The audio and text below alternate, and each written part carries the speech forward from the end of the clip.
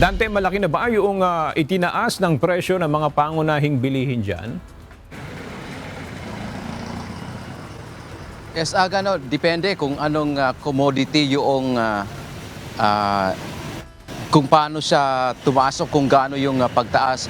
Halimbawa sa produkto ng mga baboy no, ng karne, medyo may kataasan na nga rin ang naidagdag. Pero pagdating sa bigas at gayon din sa gulay, ay hindi pa naman gaanong kalaki ang pagtaas ng presyo. Dahil sa patuloy na pagtaas ng produktong petrolyo, nagtaasan na rin ang ibang presyo ng mga bilihin. Sa pag-iikot ng Department of Agriculture o DA sa isang public market dito sa Malabon kanina, nagtaas na rin ng presyo ang mga nagtitinda ng karne ng baboy at manok. Halimbawa sa liempo na dati ay nasa 320 pesos ay umabot na ito ng 390 pesos. Ang laman naman na dating 290 pesos ay naglalaro na sa 350 pesos. Tumaas din ang presyo ng gulay ng 5 hanggang 10 piso, gayon din ang mga ibinibentang bigas. Ayon kay Agriculture Assistant Secretary Genevieve Villacaria Guevara, nagsimulang tumaas ang presyo nitong Marso.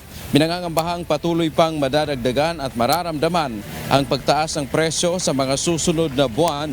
Paliwanag ng DA, bagamat hindi direktang tumaas ang presyo ng mga basic commodities tulad ng bigas, karne at gulay, ang pagtaas ng gasto sa transportasyon ang siyang nagbunsod sa mga nagtitinda na magtaas din ng kani-kanilang mga presyo.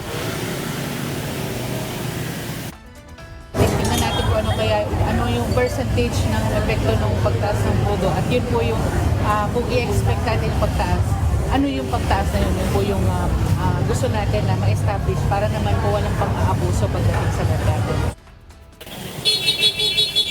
Patuloy na magmomonitor ang Department of Agriculture hindi lang para tingnan ang pagtaas ng presyo, kundi matulungan ang mga talagang naapektuhan para mabigyan ng ayuda o subsidy. Paalala din ang kagawaran sa publiko na maging mapagmatsyag laban sa posibleng pang-aabuso na sobra-sobra naman kung magtaas ng kanilang mga ibinibentang produkto. Ayon pa nga sa Department of Agriculture, ito kasi ngayong pagtaas ng presyo medyo hindi pa gaanong mararamdaman ng publiko, pero inaasahan natin na yung may mga input na galing sa abroad.